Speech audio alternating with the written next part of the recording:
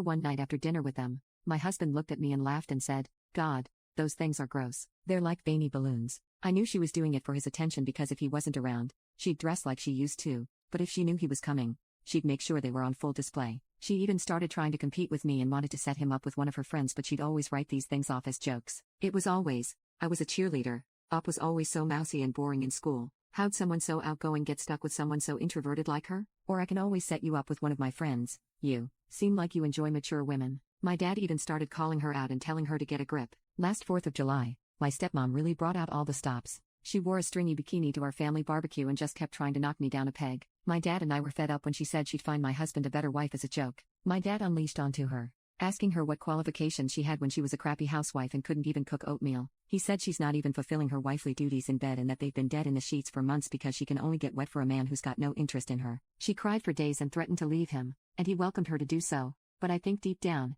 she knew she didn't have much to offer, so she stayed. Their marriage was rocky after that, and even now, they're still together because my dad likes to keep up appearances, and my stepmom doesn't work, has no education past a high school diploma, and likes the cushy lifestyle my dad provides. But when my father and I talk about her, we laugh. Even now she still tries to subtly get at my husband and he laughs at her too. He shows me her texts telling him how cruel my father is to her and how she wishes she had a man like him. Honestly, since that day, my life has never been better. I laugh at the woman who turned me into a joke for years. It even brought me and my father closer. If I can be honest, I hope they never divorce, so I can laugh at her till her last breath. I don't tell anyone, and I oftentimes pretend to be sympathetic in front of others about her, but when it's just the three of us, we laugh our asses off at her.